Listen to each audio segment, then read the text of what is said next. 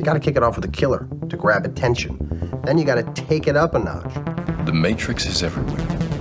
It is all around us. Who are you? I'm Shiva, the god of death. Cells.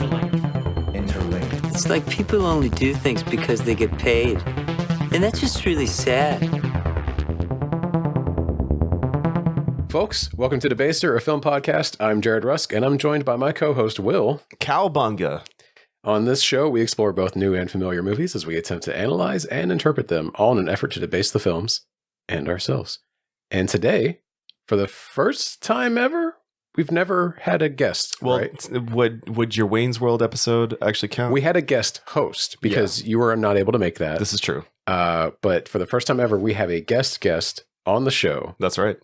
It's Jimmy fucking Prescott. How the fuck are you doing, man? Heyo, that's me. I'm doing great, and I'm honored. I didn't realize I was the first. Yeah, you're the first official third guest. I didn't want to put that weight on you. Like I was just going to spring it on you last second. My chest is tightening now. I'm feeling the pressure. There was a want and need to do the wives for Barbie, but then the strike happened. That really put a hamper on that because it felt like on one hand we should do this for the women's lib movement, but on the other hand it would be bad for the actors and everyone striking. Agreed. I think we made the right decision. We'll circle back around to it, and sure. Then, I would love to do Support the Girls as well. That's an incredible but underseen movie that neither of you, I can tell, have even heard of. I'm seeing Lisa Frankenstein next week. What? Please let me know how. I'm going to let you know. I'm fascinated by that movie. You know who directed it? Yeah, Zelda Williams. Amazing, right? That's incredible. Yeah. I love that she's a director. Same. I had no idea until I saw a poster for it the other day, when we went to go see Godzilla. Yeah, and it said like by Zelda Williams, was script by Diablo Cody. Yeah, and I was like, wait, what? What? Yeah. First of all, Diablo Cody is writing another movie, and also Zelda Williams is fucking directing this shit. Like, that's cool? Crazy. Yeah. Oh, that was really cool. All right. Not to take away from sorry, Jimmy, that's the show. Robin Williams' daughter. Oh, wow. Yeah. And he named her after The Legend of Zelda. Oh, okay. Yeah. Yes. Because he was a huge fan. Yeah. Crazy shit. Also, Jimmy, this might pertain to you. So this comes out on Valentine's Day. Do you know what movie drops today? Today? Well, because today February 14th. So there's a movie coming out on the 14th. Mm-hmm. What is it? Madam Web. Oh, fuck. Have you been following? Bro, the Dakota Johnson I have stuff. seen, so I've read a couple articles and I have seen like her on pressers and she looks fucking depressed. I love her so much. She's great. Because she is clearly fucking over it. Like, she is bigger than Marvel. She doesn't need Marvel. No, she doesn't. And so she's very clear that like she doesn't think this movie's very good. She didn't have a good time making it. She thinks it's stupid that these movies like are what they are. Yeah. And I'm really enjoying it, but like she fired her agent. Right. I saw she fired her agency. Yeah. Right afterwards. And I'm just like, is it because she was like, this movie is such a bomb? Well, you know, I know we'll find out, you know. I've heard that they've got Sydney Sweeney in the skin tight suit, so you know there are people that are going to go see that movie. I almost want to see it for like the car wreckness of it all. That's why I want to see it, but I'm not going to pay money. This is the same thing as Morbius. I'm not going to pay the money. Yeah, to go fucking see this film. I'm hoping I get a screener for it. Like I'll keep you posted if I do. Please do. We'll have a watch party. Yeah. Also in the news, I'm going to start doing the news block up front. So I apologize. I'm dropping this on Will at least. Okay, so I can tell you're excited. I'm very excited for this. This is probably going to land like a thud on both of you, but I just want to get it out there. Sure. Apple and A24 announced yesterday that they are producing a remake of Akira Kurosawa's High and Low, and it will be directed by Spike Lee, and it's going to star Denzel Washington. Okay, so I like Spike Lee as a director. Yes. As do I. I love Denzel Washington as one of our greatest living actors. High and Low. This is not a samurai film. This is going to be one of his. Is this one of the ones that he did that came out in the 60s? It was late 50s, early 60s. It's still black and white, but there is a scene in color in the film, and it's kind of a spoiler that I said that. I'm sorry. We're going to cover this movie before the remake comes out because it's in the top 3 like Kurosawa films. Were about to like really start hitting Kurosawa films if the strike didn't go exactly because I was like, we'll just pivot to that because those movies are incredible and I love any excuse to revisit them. High and Low is one of his best. Like it's up there with Seven Samurai. Yeah, it's so fucking good. This could be a recipe for an incredible film. What makes me so hesitant is Apple's got its hands in it. No, you don't think it's because Spike Lee remade Old Boy already, and it was. I liked it. I liked it. I don't give a fuck. I liked it. I didn't like it more than the original, but I did like it. Exactly, but it felt unnecessary. Most remakes are. I know, but at least High and Low is a 60, 70-year-old movie. Yeah. Old Boy wasn't. I don't even think it was 10 years old by the time that remake came out. Either. So we'll see. It felt like this is just the West remaking an Asian film to remake it. Even though I love Josh Brolin, I love Spike Lee, but it just felt stupid. No, I feel you. Let's hope that it comes out and ends up being good. I think that the American remake for Old Boy was perfectly serviceable. Okay. I don't think you'll be let down by this, but I'm worried I will be. You know what would be really cool? Yeah. If they bring Shelton Copley back for this one too. Oh my God. He was the bad guy in Old Boy. I forgot about You know what? That's probably the reason why I was sold it for me, because I love Shelton You couldn't Copley. have been mad at it. Yeah. How can I? I love him. I forgot about that. He's my boy, dude. I did see a tweet today that was like, Denzel Washington is our modern Toshiro Mifune. Yeah. Who is the lead in High and Low. Okay. And he's, in so many Kurosawa films. And I agree with that. Like, I was like, holy shit. Yeah. Because Denzel is like, if not the one of our greatest living actors. 100%. So it's not the Denzel of it that scares me. It's the Spike Lee of it, because I love Spike Lee. Yeah. I just don't know if he's up to this. You know what I mean? We'll see. We'll see. Yeah. But yeah, I'm excited for that. For when it comes out in 3 years, maybe we'll cover it. Okay. He usually has this thing. I always make an outline. I love these. Sometimes it's 4 pages. I've been trying to whittle them down, though, to a single page. I'm telling you, Jared, the moment that we fucking pivot to Patreon, those right there are getting uploaded instead of just deleted as I finish. Yeah. Exactly. Listen, it's no surprise to the listener. It's in the title of the podcast. Today we're covering Teenage Mutant Ninja Turtles, Mutant Mayhem. The Turtles, boys. Goodness gracious. And that is actually the reason why we've got Jimmy here. That's right. Jimmy, explain to the people why we asked you to do this, what you're wearing, why you're the bona fide guest for this episode. You're the guy. The guy. Well, I do appreciate the title. I just love the Ninja Turtles. I would say, an enthusiast. Get up on that mic, boy. Yeah, all right, here you go. Up in there. In there. So, yeah, I'm just a big fan of the Turtles. And, I mean, like, I wasn't around for their origin story. I really got into it from, like, the early 2000s.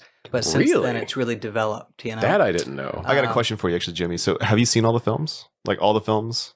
The live-action films from the 80s and 90s? Yes, but... Ooh, that was a yes with a right? a not happy yes. I love those movies. So the early 90s ones, the second and third one, I will have only seen once. Okay. So I really enjoy the first one. And when I want to revisit that era, I usually just watch the first one. Gotcha. Fucking rules. That's why. I like the second one. Two's all right. It's got the two mutant the Bebop and Rocksteady ripoffs. Yeah, exactly. Yeah. I like those.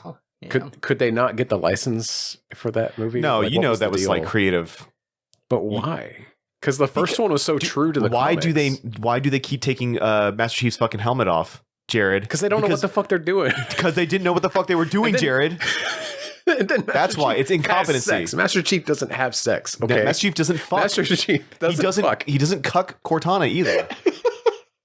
Hit the button. Anyways, sorry.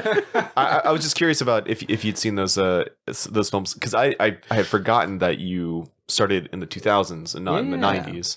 Yeah, so, you came in around the Michael Bay era, I take it. No, it was before that. It was before that. Yeah. So was it that late? 2014 was Michael Bay. Yeah. How fucking old am I, dude? So y'all want me to do a quick rundown of the history of the Turtles? Hit it. Actually, yes, please. That's perfect. And for the listeners as well, and you all, there is a great documentary that recaps the creation of the Turtles from 1983 up to when the Michael Bay movie was just about to be released. Wow. So 1983 to 2014. It was also released in 2014. It's called Turtle Power, and it's on Paramount Plus, because all of their... Oh, that's right. Yes. Yeah. Okay. It's it's an hour and a half documentary or so, and then it's really good. It covers it. But as a quick recap, so the Turtles were created by two people, Kevin Eastman and Peter Laird, in 1983. I believe their first publication was in 1984, but they founded Mirage Comics, and at first it just started as them messing around in their studio together, trying to come up with ideas, and I think it was Eastman drew the first turtle and it was just a funny looking tortoise with, I think he had a nunchuck and his little visor on. Passed it over to Peter Laird, and then he drew, like, they basically started a little contest of, now I have 4, they all have different weapons, stuff like that. And they're like, this is, like, visually fun. So why not we try to do something? Yeah. So they started to put together a story. And what's funny about the very first story is the tone of it is very different than what people think of. Right. It's dark as fuck. Yeah. And it was like a parody of like Daredevil comics at the time, right? Yeah, their origin story is the same. So if you look at the original comic, the original, like, Daredevil has like a truck crash and it drops waste and it gets in his eyes, and that's what makes him blind and also gives him his extra senses. In this one, a little boy is carrying a terrarium with 4 turtles in it. A truck comes and hits him. He drops the turtles and the ooze gets on them. Right. And then they make their way into the sewer, and then that's how it begins. Yeah. So yeah, it is very much like this is a parody of Marvel, like along the way as well. Right. And in the first one, I mean, the first comic series, they pretty much begin and end with a fight against Shredder, and I think he dies at the end. They tell him to commit ritual Sudoku. Seppuku, sorry. I was doing the joke Puzzles? without no. I usually this has been a long running joke. We would always say commit Sudoku. We're going too many levels deep. Listen, that's my bad. Don't do in jokes on the pod. I didn't mean to. That one slipped out. That one was. I did not mean to. That was my bad. We're inviting the listener in on this one though, so we can reference it later. But they like throw the short sword and tell me, hey, you live like a samurai, die like a samurai. You have no honor and shit. Like it was gritty. They were all like, that is dark, hardcore with no. They were all essentially what Raphael is. Well, they were. It was 4 Raphaels. Yeah, they all had the same sash color too. Their only difference was their weapons. Well, and wasn't it in black and white too? It was in black and white. Yeah, the first comic. My understanding is it was all Peter Laird and other guy, the Eastman. Eastman. They were just making fun of the Frank Miller's run on Daredevil at the time, which was like, I guess selling really well, but people were like, "This is so fucking like edgy and annoying," and so they decided to like kind of riff on it with the turtle characters, both in tone and in art. And but I gotta say, I prefer Shredder falling into the back of a garbage truck and Casey Jones going whoops while he hits the. Yeah. Well, when they came up with this idea, they ended up putting out a comic, and they funded it themselves. So they manually printed 1,000 copies. They took it to local comic shops, and it sold out very quickly. Right. So they were like, "Wow, we've made enough profit on this that if we continue to make them, we can make however much a month if they keep it going monthly with new issues." And that's where it started. They had Mirage Comics.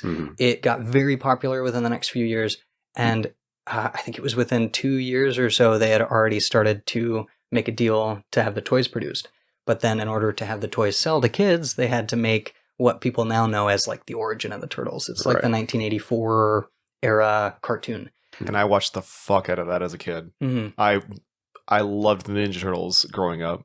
Like seriously, it was like right before I know our time. I know it was right before our time, but like I remember watching the cartoons, in the mornings. Yeah, I don't know if it was like the original cartoons or not, but I'm pretty sure they were. And then I watched all the live action films when I was growing up. Right, it had a resurgence because of the films for us. Yeah, that's what it was. Because that first movie came out, but then they would like air the old show in syndication. Yeah, and then I had some on VHS tape for some reason too. I had one on VHS tape, and it was the one where they go back in time, and it's Krang. Right, that's his name. Yeah, Krang and his giant like mobile ship of death is back in the dinosaurs, and they had to go like stop them.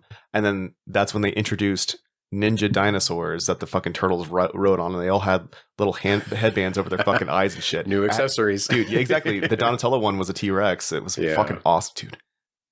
That shit was so cool. And again, okay, so the era of the cartoon show was right smack dab in the 80s when.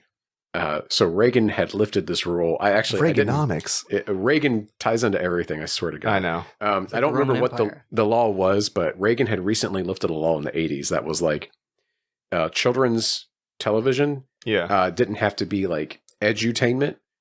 They could strictly be commercials to sell things to kids. Yeah. Because there were laws against that until the 80s. Right. Reagan lifted it because he was all about deregulation and all blah blah blah. But And so then they started making things like G.I. Joe, He-Man, Care Bears, Ninja Turtles, all these like 80s shows that were basically just Transformers. Transformers, thank you. The biggest, perfect, the most egregious one. That were just built to sell toys. You know, like they didn't put a ton of like work onto the show as much as they were like, we just need to sell toys to these kids. Yeah. Now, you know, some of them actually turned out good because they were hiring artists out of art school to like make these things. And so they were getting free reign with it a little bit too, you know? Yeah. And so you actually have some decent like art and media that came out of it. And now we, of course, people grew up with that. And so they wanted to make their own versions of it. And that's where we get all these like 90s and 2000s incarnations, like today's topic. But before we get to that, you were just hitting the 90s. Yeah, I'm so sorry. I didn't mean to interrupt you. I was No, just you like, get the passion. I love it. I was excited to talk about my part and parcel of turtle history. Yeah. But it was pretty short because I remember they rebooted the show in the 2000s, and that was when I got out and you got in. Right. Yeah. Yeah. Yeah. So that was the Nickelodeon era, Yep. I think. So it was I don't know who published it, but it was on Cartoon Network.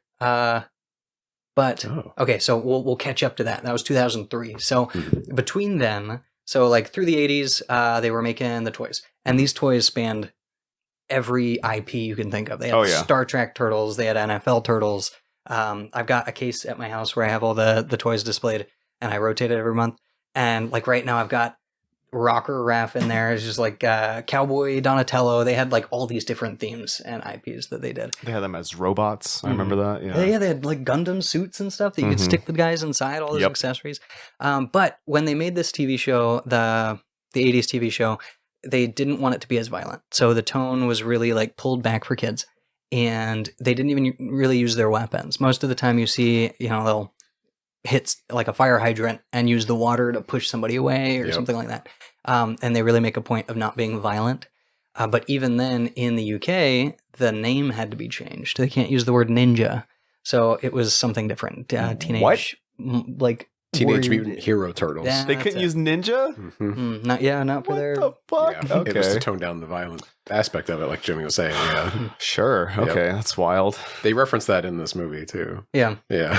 But they gear up through the 80s into the 90s when they have enough to be able to start making those movies. And Jim Henson was involved to make the suits. Those suits were not cheap. They really had a lot of funding by this point. Yeah. So those movies start to come out and clearly popular. And then in the late 90s, I think it was 1997, they released a TV show that tried to mimic the look of those turtles. So they had the suits on, and it was called TMNT, the Next Mutation, I think is what it was called. I've never seen an episode of it. I've heard it's fairly awful. Yeah. The characters are all very energetic. They're wearing suits similar to the original, but it was more like a helmet. Like the mouth didn't really move as much. They weren't Jim Henson quality. Yeah. But these turtles made public appearances, even to the point where there is an infamous Oprah interview. This is the Oprah one. So glad you brought this up. Yeah. So good. Was this also when they went on tour? Yeah. Okay, they did live performance concerts. Yeah, they would do all that kind of stuff. But that was like the style of that show. Right. That was also the first appearance, I believe, of the first female turtle, Venus.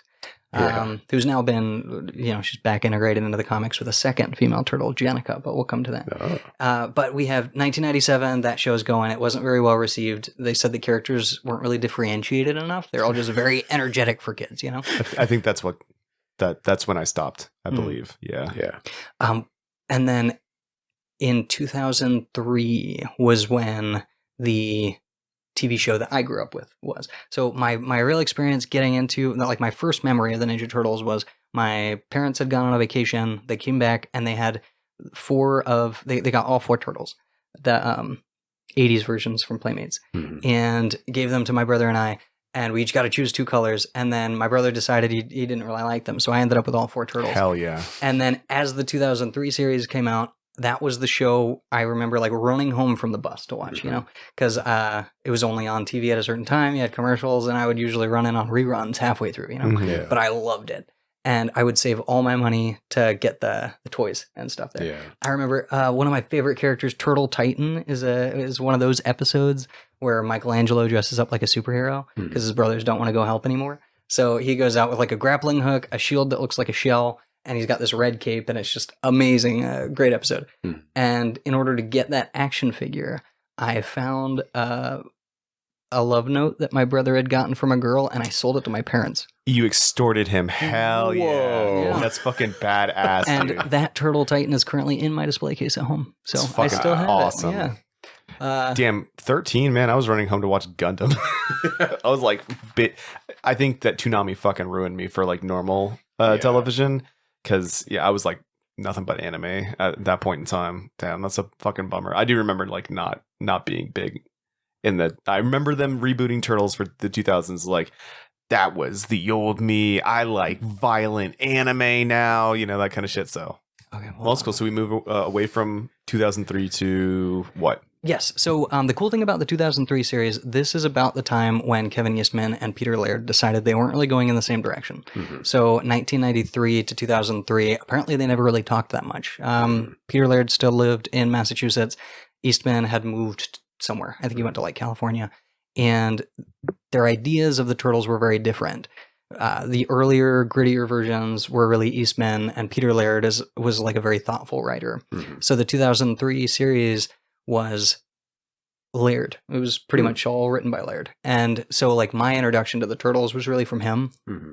And people have said, they've even said, Raphael is based on Eastman. Donatello is based on Laird. And the other two characters kind of fill the roles. Yeah. So you've got the leader and you got the funny guy. Yeah. But the other two, I mean, like the characters that they're my two favorite characters, Raphael and Donatello. Yeah. And I only realized recently, apparently, the authors kind of based them on themselves. Exactly. Yeah. Self-inserts, yeah. So they feel full for that reason because they really, they know themselves. Right. So in 2003, Eastman started discussing selling his rights to the Turtles to Laird. And that is during the version of this TV show.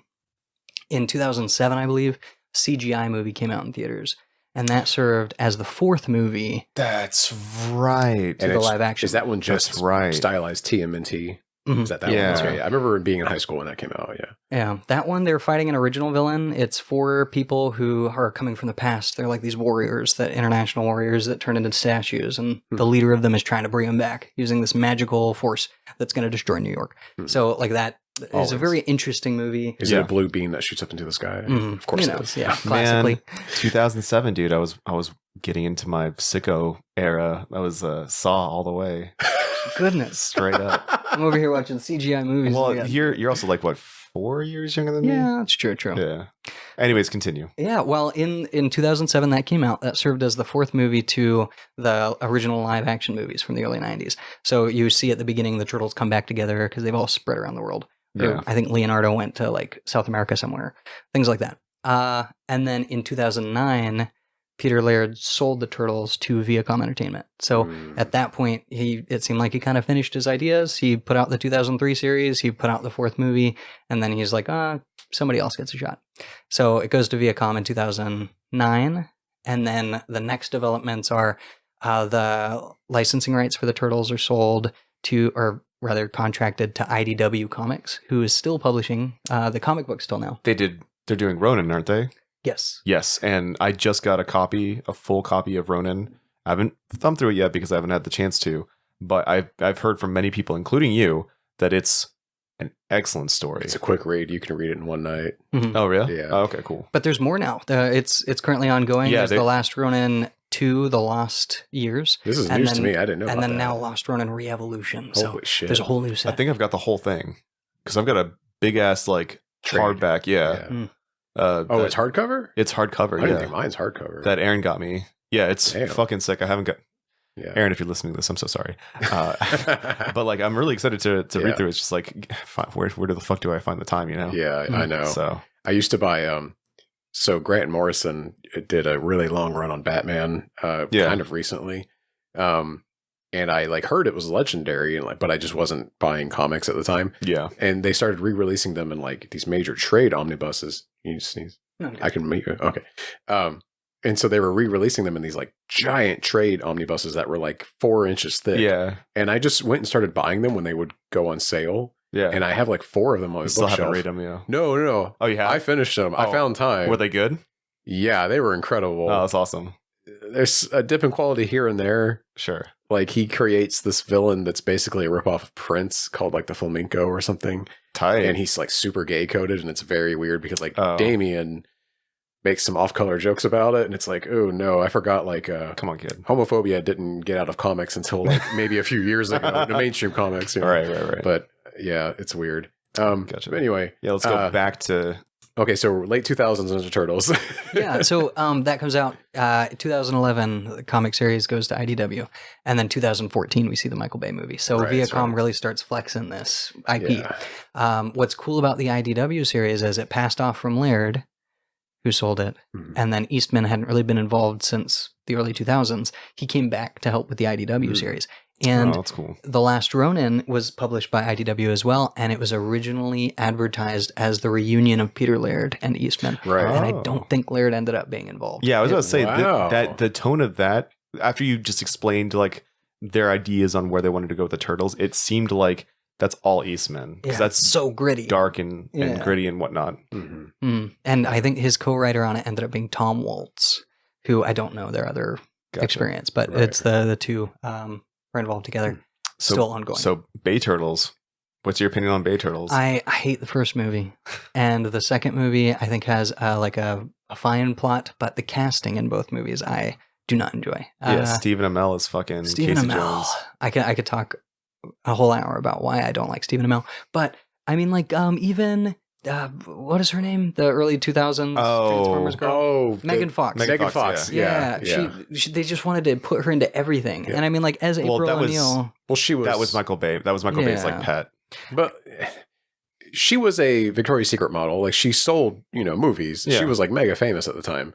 But like there's some weird, like Google Michael Bay and Megan Fox. Like there's some weird. She's made some very big accusations. I don't know if anything came of them. I don't think they did, but they were bad. Yeah, it's crazy hearing about her stories and working in Hollywood, man. With him specifically. Yeah, specifically with him. Yeah. Yeah. I mean, there's allegedly. Yeah, please don't sue us. Allegedly. We're not confirming anything. No. But yeah, I mean, in that movie, she's like, it starts out, one of her first appearances, she's jumping on a trampoline in a news comic. Like, she doesn't have the red hair. She doesn't have like any hint of April O'Neil. But just like gratuitous sex appeal, because those movies, I think, were aimed at an older demographic than Turtles normally was. Hey guys, you remember Teenage Mutant Ninja Turtles? Where here they are, but also Megan Fox in a bikini. They're dark and cool, and also they were almost going to be aliens until the last minute, right? Yeah. Weren't they originally? I think in that first movie, originally, like Michael Bay wanted them to be aliens instead of mutant turtles. Fucking hate Michael Bay. That is the scuttlebutt. I don't know how accurate that is, but I've heard this a lot. Yeah, I also like how at the end they're just fighting Shredder as a Transformer. It's just like they just reused assets for that movie, I guess. Yeah, I'm rolling my eyes at that. That's of course they fucking did that. And I mean, like the second movie, they recast Shredder as a fine actor. That's fine. I think the second movie did a great job with Rocksteady and Bebop. Even if a little too childish, in my opinion. But they had some like fun moments. The Kang fight was pretty. Yeah. Krang fight was pretty cool at the end too. And honestly, like I've never really liked Krang. I find him annoying. Oh yeah, he sucks. His voice, turtles. But like I think they did a great job. Yeah. Really turning him into an interesting villain anyway. Yeah. So like I don't mind the second movie. I watched the second movie recently. I tried to put the first movie on and I had to turn it off. I watched the second movie last year actually on your suggestion. Yeah, I have it on DVD now. But pop it in every once in a while. And then after that came the rise of the TMNT in 2017. So I don't know when Out of the Shadows, that's the second Michael Bay movie, came out. But it was 2014 for the first one, somewhere in between Out of the Shadows, and then 2017, Rise of the TMNT. Mm-hmm. So that's a new iteration of cartoon. It was canceled after 2 seasons, sent off with a real kick-ass fight scene, like one of the best fight scenes. Yeah. And is this the one with Sonic in it, or is this the one right before the one with Sonic? Wait, I don't know if there's. What's the name? Who's the guy who voice acts Sonic? Oh, I don't know. Ben, no, that's the one that just came out like a couple years ago. Okay, that's my bad. Ben Schwartz. Ben Schwartz, Ben Schwartz is Leonardo. That's not this one. This was a very recent one because you and I were discussing this at Dan's house kind of recently. I think it is Rise. And actually, I completely missed one of my favorite is 2012 animated series was CGI. It had a very unique visual look. I remember this one. Yeah, I remember this one too. Who's the... this is going to be a weird reference. Do you all remember the movie Without a Paddle? Yes, I do. Seth Green, right? Yes. Yeah. he voices Leonardo in the second season. Oh, of that. okay. He gets he does. the shit beat out of him so bad he changed his voice actors, and they actually they reference it. Wow. Where he's Kind of like Rick and Morty. right. Yeah. He's like, oh, like my throat might never be the same, and it's a new voice actor. So Yeah. and it was Seth Green. So Rick and Morty and another Dan Harmon animated show. It's, did that, where it's, they replaced Justin Roiland, and they're just like, "Hey, your voice is different." He's Yeah, like, yeah. Let's it's- not talk about it again. It's the, fuck. I like the other one more than Rick and Morty. Really? Fuck. I don't have any idea what it is. I've never seen it, but I It's- just saw it's the really clip good. from when It's they really replaced fucking them. is it the one with Yeah. the aliens? It is the one with the aliens. Solar Opposites. Solar Opposites. It's not Dan Harmon. That's Justin Roiland's baby. Oh, And I they see. fucking booted him. Good. Fuck Yeah. 'em. I know, fuck him. He's a little weirdo. Anyway, sorry. Yeah, there was I knew there was a CGI one. I just didn't know where it Yeah. ended up. Yeah. That one has some of the funniest jokes. And I'd say I usually have a different favorite turtle for every iteration. Like Yeah. Donatello is my all-time favorite. Let's Yeah, just it's say. fucking Donnie. Fucking A. Oh, hey, we're all Donnie Are heads? we all done? Oh my god! Yeah, fucking let's go, Maybe baby. this episode doesn't have as varied guests as I thought it would. There's 4 turtles. Wait, who did you pin me for? You know, you're kind of a Michelangelo. Oh, fuck you. no! He's my least favorite. I hate Mikey. Wow. He's not serious enough. He's got his fun times. Jimmy knows why I just winced there. Ooh. Yeah. Nothing. Don't worry about it. Right over my head. I'm Yeah. sorry. Yeah. All right, hold on. Let me catch up real quick. So, Yeah. 2 seasons, Rise of the TMNT, and then Netflix took over and made a movie of that. So, about And a that year or movie 2 ago. fucking rules. Yeah. That's the one with Ben Schwartz. Yeah, Okay, that movie's so good. Yeah, yeah. I've heard great things about it. Yeah. Yeah. And what's interesting is like you see a different focus on different turtles through the through that era, like 2000s to 2020. We have the Michael Bay movies really focusing on Raphael. Like Yeah. Raphael is the main character of those movies. Wow. It really feels like he's the only one that's really having any emotional discourse. Right. And then in the Or has like any development period, maybe. Yeah. and that movie by Netflix, Leonardo was very much a side character through the TV show, Mhm. and that movie became like entirely Leo-centric. It was pushes all- him into the leader role that he's supposed to be, like Right. that he always is in all the other series, but not this specific one. Mhm. Yeah. Because in Rise, one of the amazing parts of the design there is they're all different types of turtles. Mhm. So Raphael's a snapping turtle; he's the biggest one, and then you've got Michelangelo is a yellow belly map turtle. Donatello is a soft shell turtle, so he uses tech to augment it because he wears like a backpack since his shell is quote unquote soft. And then Leonardo plays he's a red-eared slider, but he's the funny guy in that one. Yeah. So he's always the one making the quips. He's always like, oh, I'm the charisma guy, Yeah. Michelangelo is very reasonable in that one, which is just funny. Anyway, and then that all brings us to The movie that we're talking about the tonight. current. So TMNT Mutant Mayhem, this wonderful movie. It was produced by Seth. Whoa, hey, hold on. Are you Oh, doing the sorry. outline? What the No. fuck, Oh, buddy? I'm This sorry. isn't your show. Is that the outline? This ain't fucking I'm Jimmy's not re- debaser. I'm not reading your pages. We don't have that. I'm just here to Jared. be the turtle guy. Hold on a goddamn you- minute. You definitely did the turtle guy thing. Yeah. Oh, I feel like I know. And I mean, I haven't even gotten into my favorite iteration of each turtle through the eras. I don't have to do that. No. We might circle back on it. Maybe. We've got time. Maybe. Okay, so today's film. I'm starting my outline. Teenage Mutant Ninja Turtles, Mutant Mayhem. It was released in 2023.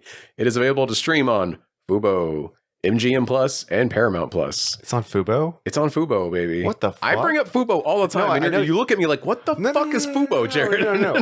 I've heard it enough this time to know that it's a legitimate thing. Yeah. I'm just surprised that you can go watch it there. Fubo, I'm not familiar with Fubo, but it comes That's up a wild. lot when Yeah, I it check does. what's streaming, and it has shit, apparently. It's almost like time to fucking download that shit. and see Maybe what's we up. check out Fubo. Maybe it's like the best like Tubi competitor, you know? 'Cause, Man, like maybe. Tubi is one of those like really good, like Yeah. it has ads, but it's free and it Yeah. actually has like a pretty good library. That's how I watched Dark Side of the Ring. I do need to watch that. Get on that, I've dude. actually been like really itching to watch that shit. so. You're gonna binge it so fast, and you're gonna be like, Jared, I'm so sad. All these wrestlers keep dying. Yeah, I was like, anyways, sorry. Continue. The film stars, and this is a lot, so Oh, yeah. brace yourselves. This film is full of cameos and stuff. The film stars Micah Abbey as Donatello, Shimon Brown Jr., I think it's Shimon, but I'm Shimon. not entirely sure. Apologies to this child. I think they're all children, right? The first 4 are children. Yeah. Shimon Brown Jr. as Michelangelo, Nicholas Cantu as Leonardo, Brady Noon as Raphael, Ayo Edebiri as April O'Neil. Shout out to the bear. Love you, Sydney. Seth Rogen and John Cena as Bebop and Rocksteady, respectively. Jackie Chan as Splinter, Ice Cube as Superfly, and more, including Maya Rudolph, Hannibal Buress, Paul Rudd, Post Malone, Giancarlo Esposito, Rose Byrne, etc. I am forgetting the lady from What We Do in the Shadows. Yes, you are. Natasha something. Do you want me to pull it up? No, it's okay. Okay. I might cut that. She was playing the bat too. Which Yes, is really she's funny. Wingnut. Yeah. The official synopsis of the film. The Turtle Brothers work to earn the love of New York City while facing down an army of mutants. The film was written by Seth Rogen, Evan Goldberg, and Jeff Rowe, and it was directed by Jeff Rowe and Kyler Spears. Jeff Rowe co-directed The Mitchells versus the Machines. Fantastic film. Yes. Please check that out. It's if a you haven't seen Netflix it, original. It's I on believe. Netflix, and if you have not seen it, I'm dead ass serious. You need to watch it. It's fucking great. It is a great family film. Danny McBride's the dad, so Yeah. like I love it. But it's an amazing, like one of those like Sony animated films, just like today's film and the Spider-Verse. Yes. Where it does like that animation and Puss in Boots. thing. Oh, Although that's right. I will the say, Puss in Boots spinoff does it. Watching this a second time, if we're going to start talking about animation right now, watching this a second time, I was very happy that they did not completely crib the style of the Spider-Verse films. No, they do their own. They do their spin own on thing. it. Exactly, like whatchamacallit, lighting had etches, but also ambience. But it looks fucking grimy. No, everything. Yeah, looks it's great. Yeah, It's almost it like does it was look great. made like wax pencils. Right, but they didn't slow down frames at all. Unlike It just has this weird, like almost stop motion frame rate to the whole thing. Yeah, they've got filters on top of filters, Right. You know, and it's charming and it's fresh and it's at least it is different from the other ones that we're mentioning, Right. which is good because like you don't want to it's another fucking Spider-Verse film, you know, kind of like we don't want the art style to go away. I like seeing it. I just don't want to see it done the exact same way. Everything you know has a space for itself and whatnot. When I first saw the trailer for this, I was floored by the direction of the art style because I was like, this looks incredible. I can't wait to see more of this. Yeah. Like, how did they make an entire film out of this? Because it looks so expensive and complicated, you know. And I watched behind the scenes. It was like a promo reel. By the way, the special features on the Blu-ray for this movie are very underwhelming. I watched all 40 minutes of them. There is no commentary track. Oh, goodness. We quit doing commentary tracks. This is why America is failing. Okay, we quit doing commentary tracks on our movies. We do like commentary because tracks. everyone streams and nobody fucking buys the Blu-rays and the DVDs anymore. And so the directors aren't sitting down and talking hot goss about their film, so that I can pull it for the podcast. They're really doing us a disservice. They truly are. This is where America's gone wrong. And if you vote for me as president, I will demand that all directors and lead actors of their films now. But yeah, I watched the behind the scenes and they talked about how like they sat down with their animation studio. Yeah. And like Jeff Rowe like had these ideas when Seth Rogen went to him with the film and they were like, yeah, if you think you can do this, buddy. And then they came back later with like their mock-ups and they were like, holy shit. Like I think the first thing they ever made was like a post box, like the post office like box that you see on the street. Yeah. And it has like these like layered effects where there's like, you know, like the logo is like on a different layer than the actual box. Yeah, it just looks insane. You can, I mean, if you watch it, like, especially if you're looking at smoke and lighting effects, you can see literally every single layer on top of it to make what it's supposed to be looking like. And it's wild. It's beautiful. So good to look at. Yeah. Yeah. It's so cool. Everybody is ugly in this too, which is Not so Mondo cool. Gecko. Well, I love his vibe, you know? I love his vibe. I love your vibe, man. I can't gush enough about its art style, but again, this is not a visual medium, unfortunately. So you will have to look up the film here for yourself. If Go watch it on fucking Fubo. Get Fubo and go watch the movie, baby, or get a friend's Paramount Plus. There you go. While we're on the art, though, there is an art book that was released, and Yes. it has a lot of notes in there That's about right. their process. So if you look in there, it has, of course, like any art book, the early designs compared to the designs of the final characters. Right. And then the artists have blurbs about each character. So it's Right. like, when creating such and such, we were really considering this or the character, you know. Yeah.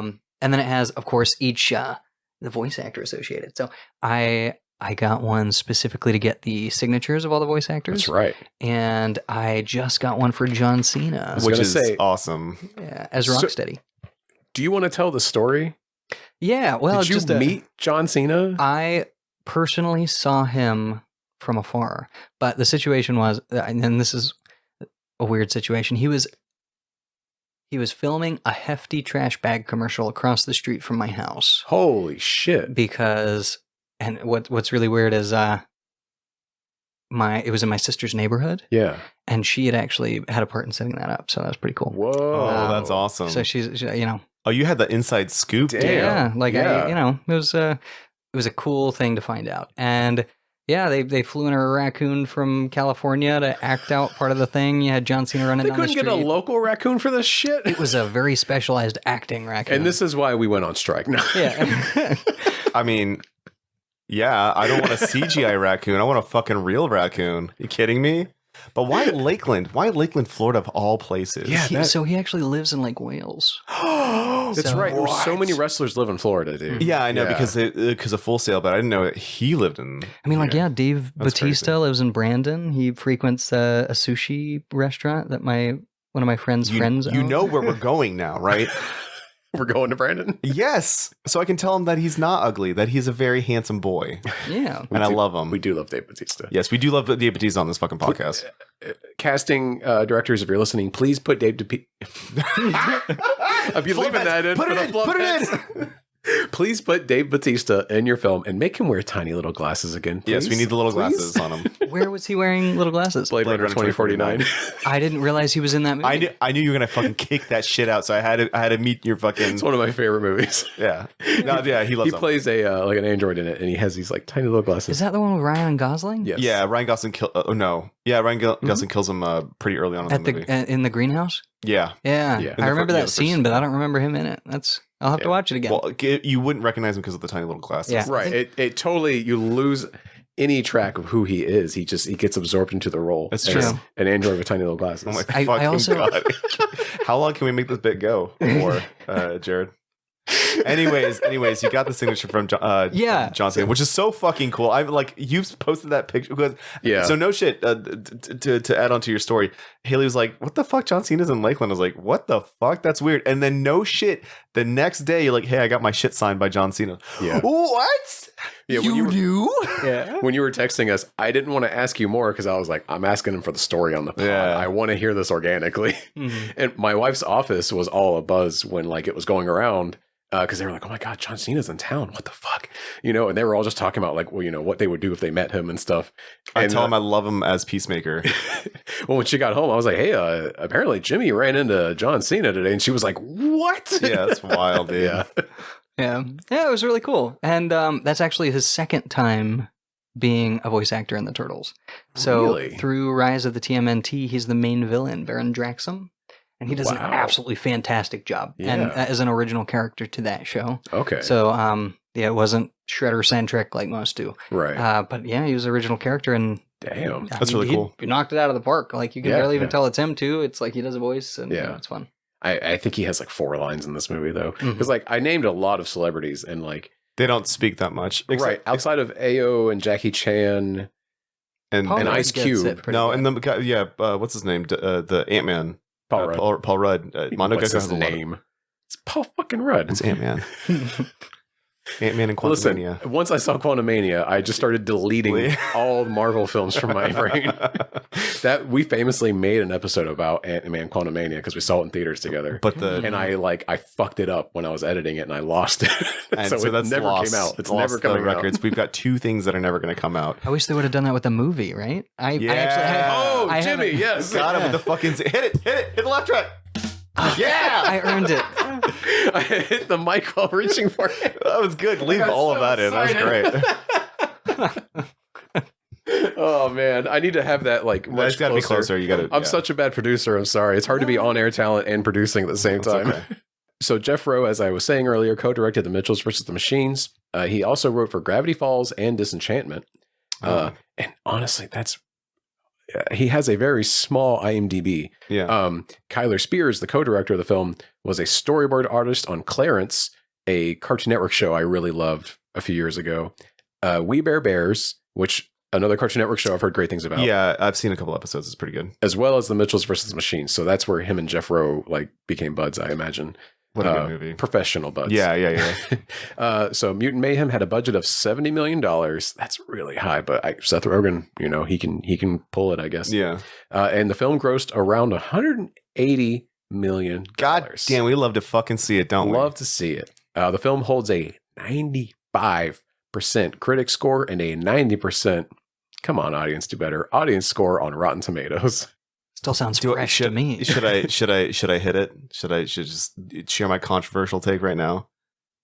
Oh no, hang on. That's okay. I'm almost done with the critical stuff. I'm going to say Will is the 10%. He hated this movie. No, I didn't hate this movie. Actually, I really like this movie. I got a take two, but okay. Okay. Good. So in his review of Mutant Mayhem for The Atlantic, film critic David Sims wrote, "As Hollywood continues to strip mine 20th century pop culture wherever it can, Mutant Mayhem is worth acknowledging as the rare reboot that harkens back to the franchise's origins while presenting something new." Bingo. I agree with that. Yeah.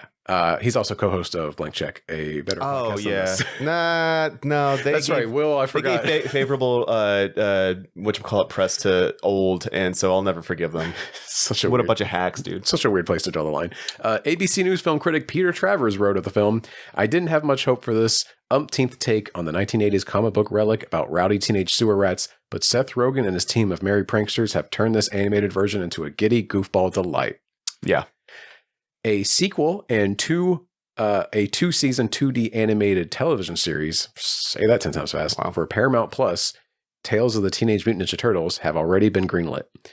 Jeff Rowe is set to return to direct the sequel, and a video game tie-in based on the film is also in development and is scheduled for a 2024 release. That's all exciting. I'm sure all that stuff will be good too. I'm actually really excited about a sequel because I did miss Shredder in this. I do like Shredder. Despite a 30-plus year career and over 130 different acting credits to his name, Paul Rudd is given an introducing credit, presumably as a joke from longtime collaborator Seth Rogen.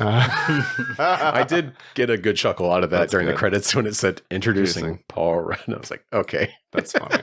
That's good stuff. All right. What's the take, Will? The hot take is that it's forgettable. Damn. Do you mean the film itself? The film itself. So here's what I'm getting at, right? So I've seen the movie twice now. Once with you and then once on my own, right? I had to rewatch this film because I had forgotten what happens in it. Like it's almost like I watched it, experienced it, and then it immediately left my brain, right? So I watched it again today, a couple of hours ago, and even now I'm still having like a hard time recalling a bunch of stuff. Like it's just almost like I've watched it. Yeah, I enjoy this. This is really fun. It's cute. It's stylistically great. There's everything about it that I like, but I just feel like it's forgettable for me personally. It's I can't seem to retain it like I do other things. You feel me? Is that like I think I know what you're talking about, but I'm going to give you something that I think to narrow down on that. Okay, what is it? I think what you find forgettable about this film is the actual plot itself. I think which I think is the weakest part of this film. Yeah.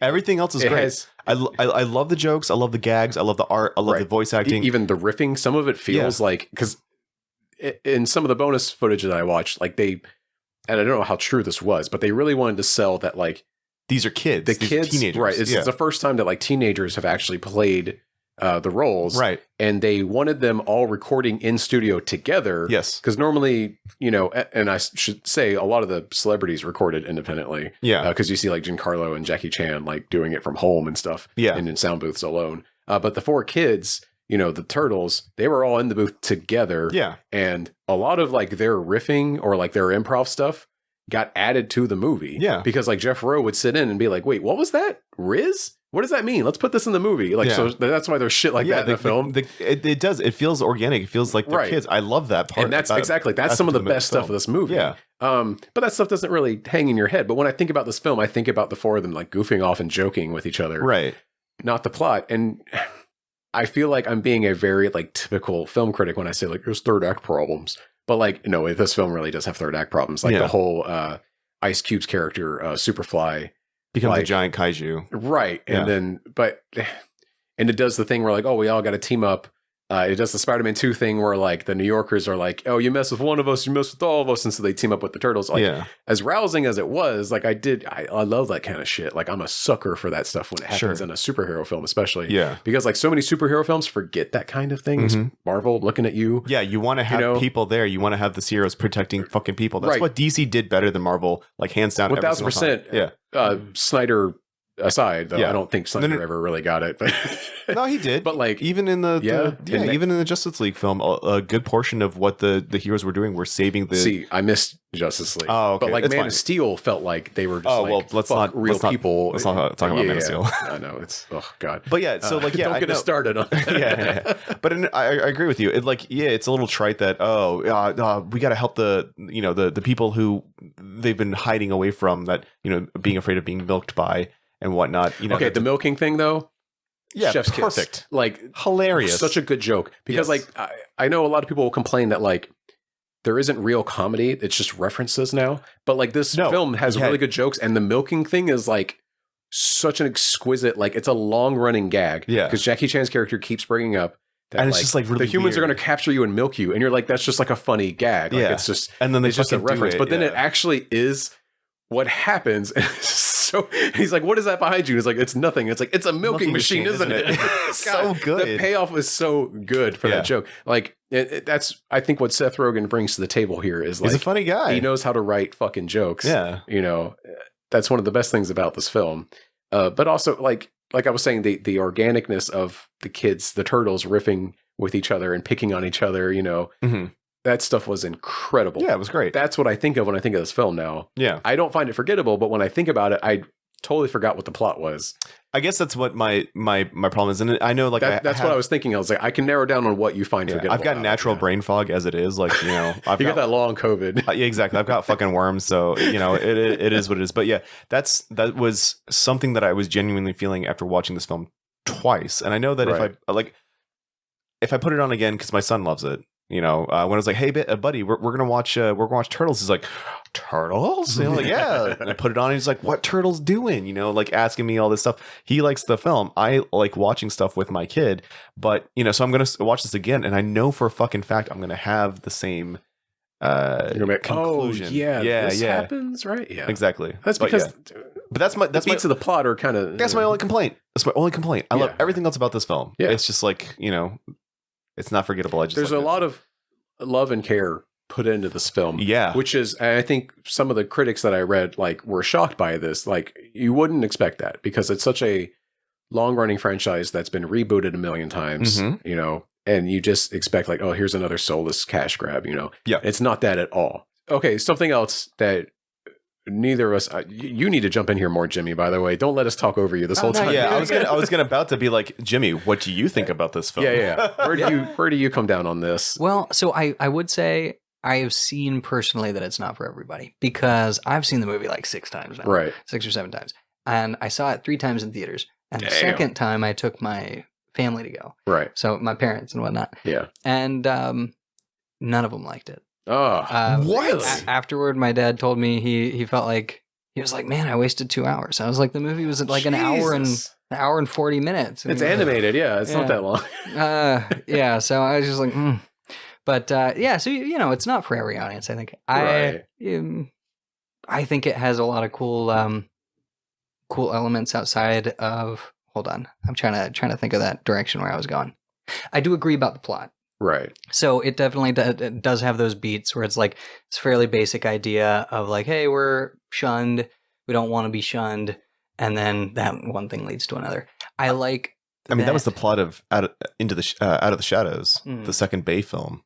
Yeah, it had the exact same plot. I mean, it's such an easy plot to make with creatures that live in a sewer. Like, where else are you going to go? Right. I feel like they really went with the baseline there. And like it's understandable that they came from that. Like that wasn't my problem. The problem that I think is like, well, what is the antagonist like solution to this? It's like, oh, he's going to shoot a giant ray that turns everyone to a mutant, and then they have to fight him, and it's like, oh boy.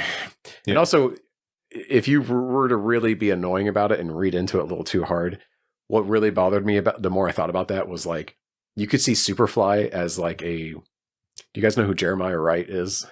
No, I don't. Okay, so If Where anyone's are we listening who going, knows- Jared? Kyle Fawcett, I know you're listening. Hey, Kyle, could you? I know who that is.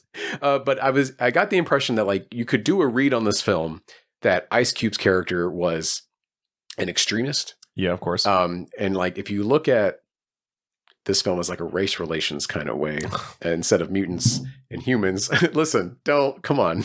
Keep going.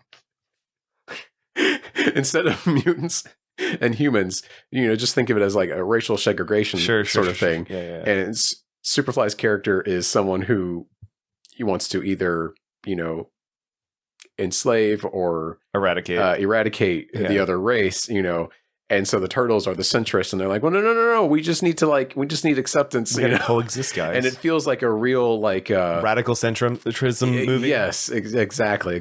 So it's not like they're doing anything novel here. They're just trying to stop a guy from enacting extreme justice.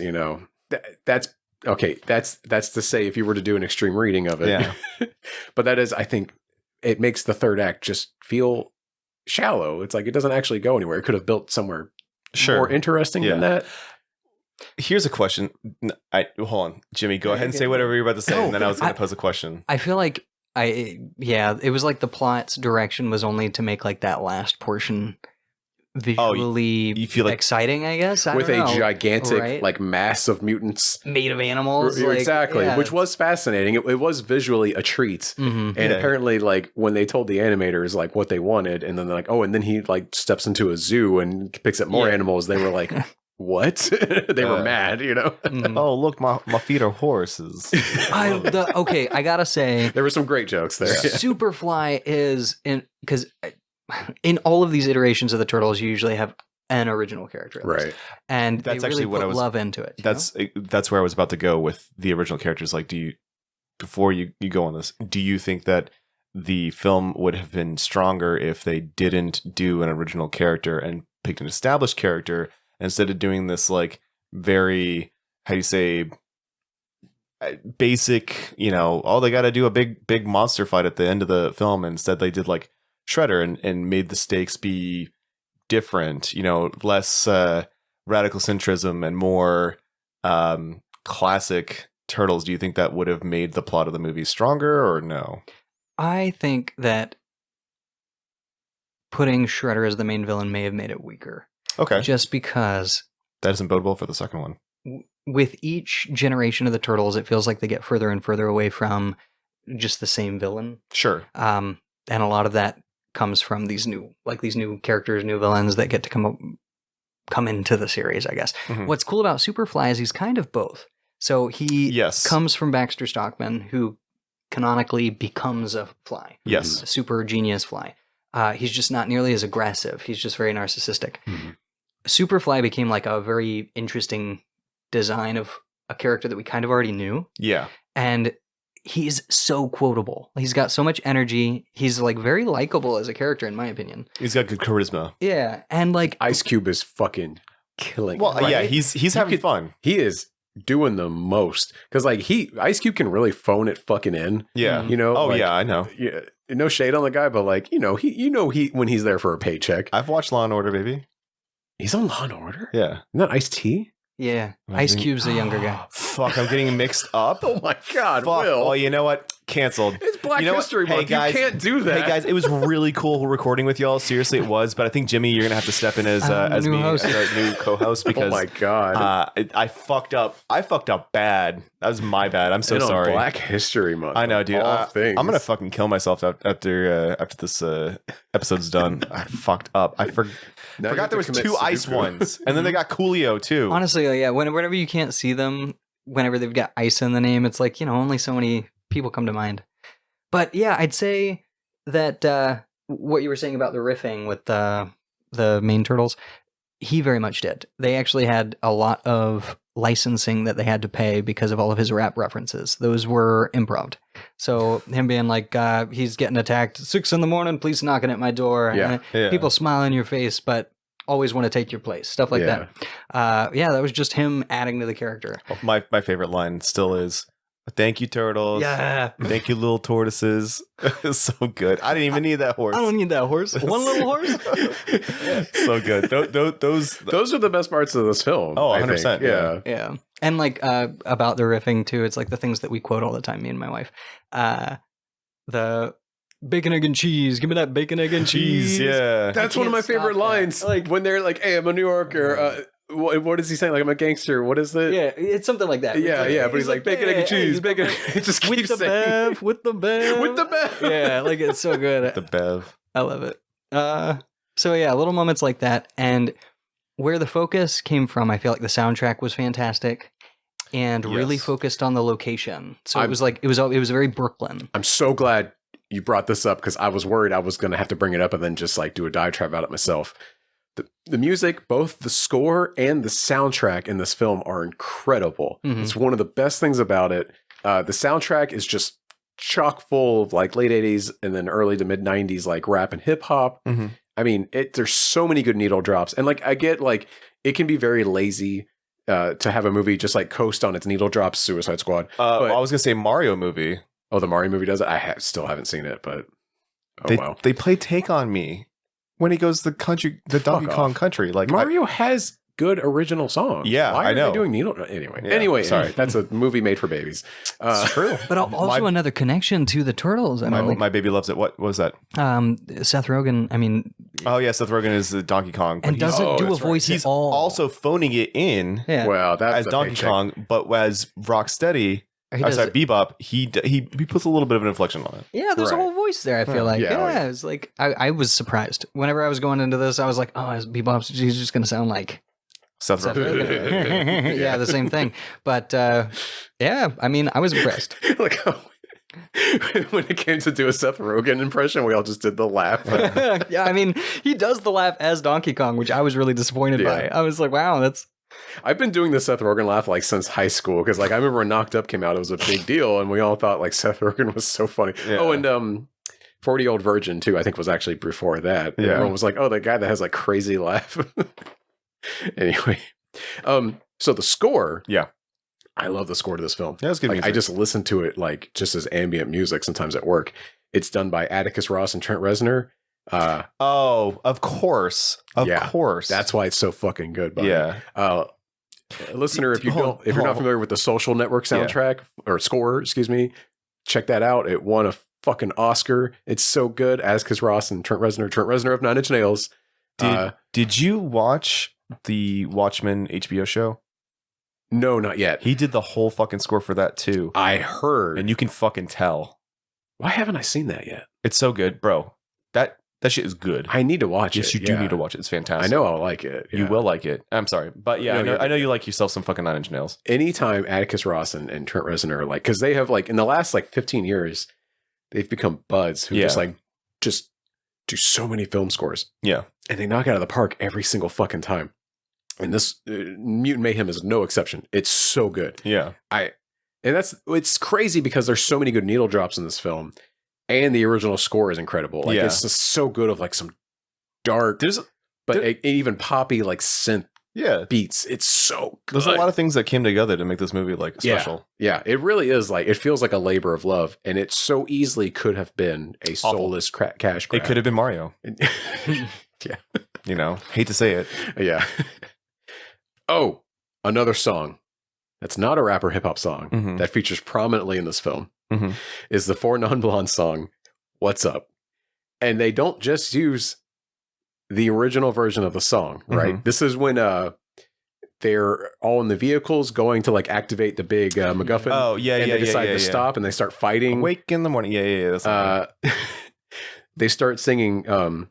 And I wake in the morning and I step outside and I take a deep breath. Okay, so they're not just doing the original song; they're doing the meme version that was popularized around 2005 on Something Awful forums by these two animators that like as a gag for themselves like made like a parody of it with He-Man. Yeah, it was like cut up. Do you guys know what I'm talking about? I don't know which meme you're talking about. It has like retro 80s colors going in the background. He's like it's He-Man. They just cut up different scenes from He-Man. Yeah. And they're doing like the Four Non-Blondes voice, but it's like He-Man is singing it. And then Skeletor jumps in for and he prays.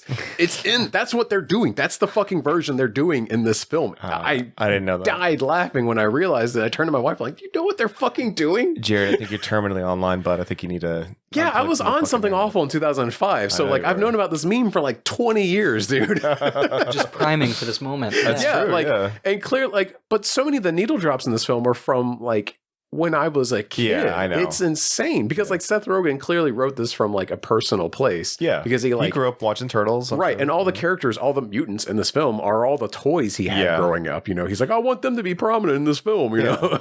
And I kind of shocked myself how I turned into Seth Rogen right there. But also he's like, he put in all the music that he listened to like when he was growing up in this period too, you know? Yeah. And then he puts in the fucking He-Man song. Completely unrelated, but not quite. So, you know, my son has been, I had to get rid of YouTube on his fucking tablet. Because it was rotting his brain. Oh, no. But we recently watched Sonic Boom together, the Sonic show. Oh, no. And they made a You the Man Now dog reference in that show. Whoa. Yeah, it was really weird. I heard that and I was like, what the fuck? Is Sonic Boom the one from like 10-ish years ago, or was that a different? No, it's Sonic X. Sonic Boom was the one that had Chris Chan going crazy because Sonic's arms was blue and not tan like it normally is. And that's how I know Chris about Chan it. Thought of that. That's how I know about it. Shut up. Anyways, they actually put Chris Chan in one of the episodes. Stop as an aardvark. Stop. Dead serious. I don't want Chris Chan references on this podcast. Okay, anyways, hey, you know, I'm part of this show too. But anyways, it was just like I know, but like, think how problematic that has gone. It's great. It's awful. It's a wonderful. I don't want to think about it. Super good saga. But anyways, it's funny that like these kids shows they'll throw in like weird fucking internet references. Yeah, like You the Man. That website doesn't exist anymore, does it? You the Man Now dog. I haven't checked. Yeah. So, but yeah, before we had like, I don't know, Instagram, all of this stuff, like that's where we went for memes and jokes, and shit, and then there would be like meta memes on top of each other. Exactly. I know there's people listening to us. They're like, "What the fuck are they talking about?" Well, we had a guy just talk about the history of Teenage Mutant Ninja Turtles. Yeah, but it was providing like context. I understand it was providing context, but like there are people that don't know shit about turtles at all. Now they do, and now they know it all. And now they do, and like are we supposed to back up and explain where You're the Man Now dog? Yeah, actually, I would love to. What was the name of that film anyway? You the Man Now dog. It's the one where Sean Connery is like a literature, or like it's like a famous writer, and he teaches a kid. Fucking no, dude. Oh god, I forget the name of that movie. It wasn't very good. I don't know which movie you're talking about. It's okay. Was it's Sean Red Connery October. in Rain Man? No, that's Dustin Hoffman and Tom Cruise. Oh, okay. It didn't sound like the plot either, so I was just okay. Well, that's great. So what else about this movie do you want to talk about? My notes are done. I'm Jimmy. Well, any aspects you want to highlight of this film? So I thought it was really cool that this is the first time that the Turtles have been voiced by actual kids. Yeah, that's good. So I've been on the lookout for any convention appearances. I haven't seen them pop up yet in Florida, at least. But yeah, I'm just looking forward to that day when I'm walking up to a kid looking for their autograph. I just like, what other media would that have happened? I don't know. Yeah, but unless you're like a real weirdo and like really liked iCarly, but we're also like 20. Right. Yeah. Years and years ago. That reminds me. I just saw on Variety that there is a documentary being made about the guy that was, who's the guy that I think produced. I think his name's like Dan something. Yeah, the guy that like produced all those like Nickelodeon or Disney shows. I know or whatever, about. And he was like weird. They're making a documentary about him. Fucking awesome. Yeah, good. Is that like the foot guy? It's the foot guy. I think it's it's the foot guy. I believe so. Yeah, because Jenna McCurdy, her book came out and she talks a little bit about she like come out about it too? She talks a little bit about it, and that book is a fucking great listen. Wow, yeah, it's good. Is that when it was called? I'm glad my mom died or something. Yeah. Oh, that's right. It's a good book about this. It's a good book. Yeah, I'm dead ass serious. It's really great. Damn. Yeah. But yeah, I think it's really cool that they to go back to the Turtles. I do think it's really cool that they had kids voicing for the first time. Yeah. Watching this film with you was also excellent because you pointed out like the pizza place that they go get the pizza from is Laird's, and I think like what the high school is Eastman High. Yep. Yeah, so they have those little like throw twos. Yeah, those are really neat. I think you pointed out a couple other different things, but I didn't really know. Yeah, it's like just visual design, the behavioral design as they go along. The cool thing about the Turtles, I know a lot of people do see it as like recurring reboots, like cash grab type thing, especially since it was sold to Viacom. You know what I mean? Yeah. Oh yeah. But as an enthusiast, I see it more as like very loving fan fiction. Yeah. Because you get the same characters coming repeatedly. Each one has a different design. And it's so old now that it literally comes from fans like this one specifically. Seth Rogen was obviously wrote it as a, childhood fan of the show. Yeah. Mm-hmm. But you can see even like since the probably like 2010, how their designs are starting to take different directions. Right. Donatello is always wearing a headset. Even in like the new Fortnite skins and stuff, he's always wearing a headset. Yeah. Raphael always, instead of wearing a sash, it covers his whole head, and he's the only one that does that. That's right. It's been, I think it's like the third or fourth iteration that he's been like that. So it's like these characters are taking a direction, and it's being passed off like a baton to the next person. Even just this year, it was announced that the IDW comic series that's been going since 2011 was just renewed, but it was renewed on the condition that they start over.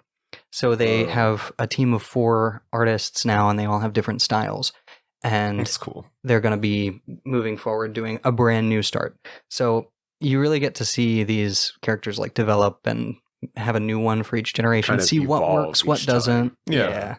And part of what I love is the original characters. So that's like where Superfly becomes really cool. Baron Jaxum, like it's funny, Rise of the TMNT, it's not super well received by like the general fandom, but it's got so many unique villains. Like there's one named Hypnopotamus. Yeah, Hypnopotamus. And he's voiced by Rhys Darby. Yeah. Our Lord of Flag the Means Rings. Death and Flight of the Conchords. is he He's the manager. Okay, yeah. Okay, hold on. You take your attendance, Britt. Is And Rhys Jermaine? Darby not Gimli? No, it's the guy from Our Flag Means Death. He Hold on. plays Flight of the Conchords. Hold on, I gotta find. Yeah. That's right. Oh, sorry. I mean, he's also the werewolf in the original What We Do in the Shadows? yeah, Yeah, he's yeah. that guy. Him and the IT guy, right? Weren't they the werewolves or something? Yeah. I think the IT guy turns into one of the he's like the pack leader He gets at the attacked beginning. later, I think. Yeah. So like, and he's got so much energy to him. He's and I mean like John Cena, Baron Jaxum, that, and I never remember her name, but like you ever watch goodness gracious, what is the main lead singer for I Fucked a Mermaid, all that Lonely Island, that's what it's called. And there's I'm on a boat. That's what you're referencing? That's it. And who's the leader for that? He is like Andy Samberg. And he was on a cop show. What was that cop show called? Brooklyn Nine-Nine. Yeah, and they're in that show, the secretary is this red-haired, very dry. Not Chelsea Peretti. That's her. Yeah. Oh yeah. So she, Jordan Peele's wife. She has very like dry delivery and stuff as part of her. She is a voice actress in that as well for a character that shows up for one episode. Oh, okay. And it's a goldfish that they flushed down the toilet because they thought it died and it got mutated. And she comes back for revenge. So it has like these little moments where you really get voice actors involved, and you can tell there's so much passion and funding behind it because of how long it's been around. Yeah. And I really I've come to appreciate more each iteration because you can find something you really like in each one. Yeah. One second, I'm just trying to find who fucking Gimli is. I think it's John Rhys Davies. It's John Rhys Davies. I'm so sorry. It's okay. I heard we knew who we were talking about. I hear Reese and I'm like, yeah, Gimli and Aladdin's dad. Aladdin's dad? Aladdin. Yeah. I mean, is this like live action? No, The Prince of Thieves, the third movie. John Rhys Davies plays Aladdin's dad, the King of Thieves. I make it a general rule not to watch like Disney classic sequels. King of Thieves fucking rules, and I will fight anybody that says otherwise. I mean, I'll give it a shot. I just haven't. So you need to watch it. Anyway, sorry. What were we talking about? Oh, we were talking about just different. We had a tangent about. I know. I was listening. Brooklyn Nine-Nine and I know. I've Turtles. never watched Brooklyn animated Nine-Nine. movie. Yeah, but that was all a walk to get to Chelsea Peretti. Gotcha. Right. Yeah, figuring out who that person was. But just the point being that there's. But first, you got there through Lonely Island, which is so funny. That's how my mind works. I just couldn't remember the names. It's funny. You could have just said the cop show, and I would have known it was Brooklyn Nine-Nine. Yeah. Never seen a single episode of that show. The only one I could think of was like Reno something or other. Reno 911. Reno 911. Yeah, That's it. too. Okay, Yeah, it's a good one. I like that. just new boot goofing. Mm-hmm. Funny cop shows. I referenced that like literally last night. I think Every time I get a new pair of boots, I have to make that joke to my new wife. boot yeah, that's good. Is there anything else to discuss about this film? Oh, you know what was really neat? It's another neat little detail. I know I did it. I know, but like I don't jump across this room and murder you. I was talking loud enough so that it didn't happen. Hey, you know what's a really cool thing that they did in this movie? What was that, Will? Designed the turtles after the kids' interests. You know. Oh yeah, especially Donatello is wearing a JoJo's Bizarre Adventure. Like hoodie or something at one point, and it's because like that was an anime he actually liked. Yeah, and he also likes Attack on Titan. Like he referenced Attack on Titan twice. So was that ad-libbed? I think for like, and then written into the movie later, probably 100%. Yeah. There's no way. Like, actually, that was one thing I remember saying when we were watching the film because they kept referencing like Marvel films and DC properties. Yeah, they keep referencing Paul Rudd. Yeah, exactly. They're talking about Mark Ruffalo too. Yeah. Oh, Mark Ruffalo, exactly. Yeah, they're like, yeah, like the Hulk, you know, and then he improv that whole scene. Mark Ruffalo is such a good improv actor. Yeah, and so like it was. There's no way that was in the fucking script. They're like, oh hey, this kid likes Attack on Titan. Let's have him reference Attack on Titan when they're fighting the fucking. Right? Do you think Seth Rogen knows what Attack on Titan is? No, like, I'd be kind of surprised. He's too fucking high to know what Attack on Titan. And he's like making pottery. Like he doesn't do that. He's just like in his 40s, isn't he? He's like 48, I think. I do know for people who are in their 40s that have watched Attack on Titan, but that's like that's not that weird. Yeah. We're getting old, man. Shut up. Shut the fuck up. Yeah. But yeah, I like that. And I like Donatello. So anytime that he's like charming and they did Donnie so right in this movie. Oh, dude, absolutely. I love him. It's great. Best turtle by far. He also has some stickers on his staff. Yes. Go further into the anime thing. He has Gojo from Jujutsu Kaisen. That's right. Yeah, with the scene where he's running through the flowers and he's like, I'm gonna kill you, like that one. It's just a classic scene, so it's funny they chose that as the sticker. And then Sailor Moon, they have the like Guardian sticker on. Oh, that's cool as well. I don't know who it belongs to, but somebody has a sticker of Usagi Yojimbo in the film. Oh yeah, because they worked on that too, did they not? Who worked on Yojimbo? Because I know that like there's a tie-in, is there not? So Usagi Yojimbo frequently will do a crossover with the Turtles. That's what it is, yeah. And it's because I think they're both owned by IDW. I think. Is that what it was? Because Stan Sakai is the writer and artist for Usagi Yojimbo. Yeah. Great guy. Amazing comic book. If you're ever in the comic book store and don't know what to get, buy a Usagi Yojimbo. It doesn't matter where you're jumping in. It doesn't matter what like volume you buy. They're all kind of independent of each other. It's almost like an anthology. It's so fucking good. The guy's been writing it by himself like since the early 90s. It's so fucking good. You want to know what's really depressing about that? Yeah. There's a kids show on Netflix. I heard it's bad. It's so bad. I heard it's bad. It's so bad. I really tried to get like, and my son was like kind of interested in it. Yeah. And so like I suffered through the first season. And I was like, this is not what I was hoping it was going to be. I forgot that existed until you said that. I'm sorry. I'm so sorry. Now I'm just going to cry about it. I was going to bring it up no matter what. Yeah. The comics are amazing. Yeah, I have the first like 6 volumes. They're so good. But anyway, they frequently like do crossovers together. In fact, they're in the new video game. What is the new video game called? Shredder's Revenge. That's it. Yeah. They all have crazy names and I get them all mixed up. But in Shredder's Revenge, there's DLC where you can play as Usagi, who is, if you're not familiar with the character, he's basically a bunny rabbit that is a samurai. Usagi is bunny in Japanese, right? And Yojimbo, as we've explained in the Yojimbo episode, means bodyguard. That's right. And now, if you didn't know that, you better go fucking listen. Go back and listen because that movie's fucking amazing. What the fuck are you doing? He's bodyguard bunny. Yeah. Yeah. Man, oh God, I love Usagi Yojimbo. He's so cool. He's really cool. I also have a TMNT board game. Oh. And I got all the Kickstarter exclusive stuff, which comes with Yojimbo as a playable character. That's right. Yeah. If y'all want to ever dabble. Absolutely. We do a live record and then we could put it up later. That'd be a Debaser special. We live play TMNT board game. And then we eventually make our way to the Green Knight role-playing game. Yes. That I've been and then we do the Green Knight episode.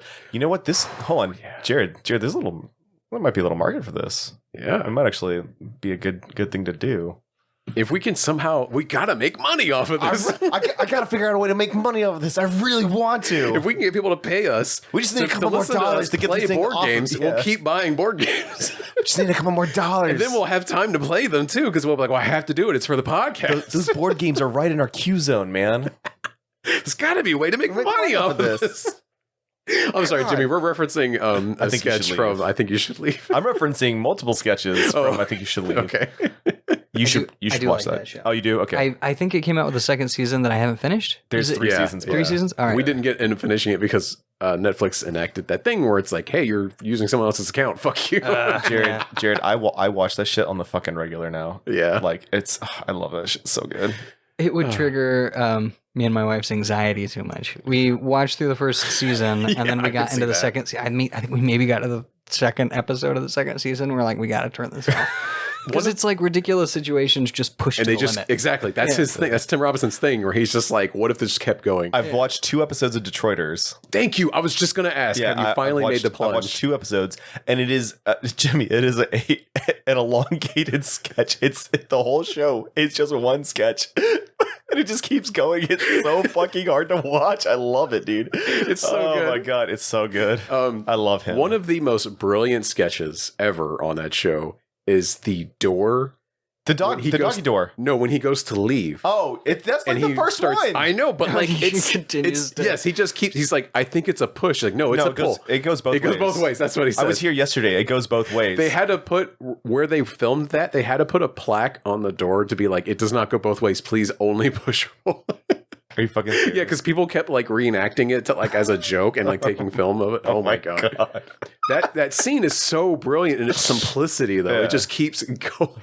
And he So keeps fucking riffing good. on it. I think my most memorable one. It's like some students that go out with a teacher, and he's eating a burger. Oh yeah. Hey. Oh man, I should have ordered that. Let me get that. Let me. Oh yeah, he's like, let me get that. I'm just kidding. All let me right. get that. All right, guys. I actually want it. I need y'all to say on camera while I record it that I want to kill the president, so that I know that you'll never tell anybody what happened tonight. Oh well, we're not going to say that we're going to kill the president. Oh, okay. Go back. I didn't have my phone ready. Okay, but how does she make money? Does she sell tables? Does she rent out the tables? That's what the- happens with the tables? Wrong skit. No, I know. I was jumping around. But I do like that. Why is Eddie Munster walking on the fucking tables? I made all my money after I got sewn into the Charlie Brown Peanuts balloon.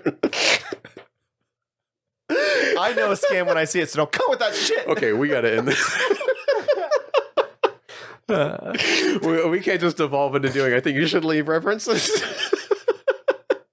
Friday night. I'm thinking that I we just might go to someplace where they don't know who we are. 3 Stacks on the radio. Okay, sorry. I'm done. Oh my god, Jimmy, do you have any thing you want to say before we do our outro here? Parting turtle words. Yeah, any parting wisdom on Mutant Mayhem? Well, I'm excited for the next movie Same. and Yeah. video game. Actually, Ooh, I Actually, hold on. Let me jump in here real quick. Do you think the second movie is going to suffer because the main villain is Shredder? I don't think so. Okay. I do think No, that I don't think so either. they need to really like tag down. I mean, of course, they're going to tag down Shredder's design. What was really cool is on Twitter, one of the artists that were working on character design actually released what Shredder would have looked like if he was in the movie. Oh, And you know, you said earlier that everybody's ugly. yeah. They really want to make his head really misshapen, Ooh. and I think that's a certain angle, I guess. Yeah. I think the style really favors mutants, which is Mhm. why it worked to have the villain a mutant. Right. Because it doesn't really matter that much if you have symmetry. Right. But if you go that direction, especially if you have a big old lump on his helmet or something, it's going to Yeah. be different. So I'm really interested to see how the style works. Okay, before we go out, Yeah. Dreamcasting. Who's Shredder? Oh, who do you want to start with? Who do you got? Ken Watanabe, baby. That's funny because it's actually who I was thinking of. So Ken Watanabe was the person I was thinking that I would want to play Shredder, Yeah, which is he's the guy, dude. that is so funny. He's the guy. If it wasn't him, it's Hiroyuki Sanada. I don't I even think know that's. that I'm I not don't a- think I can top that though. I think Ken is. It's Ken Watanabe. Yeah. Yeah. You go with him. But Or can he do comedy? Let me think. I think if they did comedy with the, I think when Shredder's on screen, it's not a comedy. Like, Yeah, I think yeah, that's the only yeah. way to You do it. have it all be goofy and True. silly and whatnot, and then he shows up and he's an actual fucking threat that they have to take seriously. You know, I love Keith David. Yeah. So He's got a good deep voice. he does. And I love that he's in a meme where I think it's like a Tales from the Crypt. He says, haha, surprise, not surprise, motherfucker. He's like, no. Welcome to hell, motherfucker. That's it. Yeah, that's the one. Yeah. I love that we did that in unison. That's right. Like, I know Shredder as like a former Yakuza that came over to the States. So, like, he has to have an inflection. And if he doesn't, I'm going to be a little bit disappointed, is what I'm getting at. So, personally, me, Ken Watanabe, Hiroyuki Sanada, if you can think of somebody better, throw them out there. I don't fucking care. But those are my two. I will say, if an Asian actor doesn't play him, I'm sure they wouldn't now, but I don't want the Japanese inflection. Like they absolutely did not. No. In the 90s. Yeah. Oof, indeed. Oof, indeed. Well, folks, thank you for listening to Debaser. If you enjoyed this episode, please subscribe to us on your podcast app and follow us on social media by searching for @DebaserPod. We also have a YouTube channel, which you can subscribe to. We are looking to hit 1,000 subscribers on YouTube, so please check us out there. I've been Jared Rusk, and my lovely co-host has been Will Taylor. Will, where can people find you, and do you have anything to plug? Pocket_infinity on Instagram. That's where I eventually post stuff up that I'm working on. This comes out on the 14th, so no, I don't have anything to plug. Okay. But get back to me in March. All right. And our wonderful guest, Jimmy, so amazing to have you on. Yes, I'm so happy. Do you have anything to plug? No, nothing at the moment. No social media. No. Are you headlining any acts this weekend? Do you want to? Are you going to be in any conventions soon? You want to know? Nothing this weekend though. But I really enjoyed being here. This is my special interest, so I always, most of the time people just glaze over whenever I go on a turtle rant. So it's nice to have attentive listeners. I've never glazed over when you've gone on a turtle rant. I love when we get to corner each other in the room at a party, and then we just like talk at length about whatever thing we've been obsessed with for the last couple of months. Yeah. When 2026 rolls around and we have Toy Story 5, we'll have to get you back on here. Yeah. Damn, are they making another one? They are, unfortunately. It has been announced. It's still going to be good. I know it will be. The fourth one was bad. Are you fucking kidding me? No, I liked it.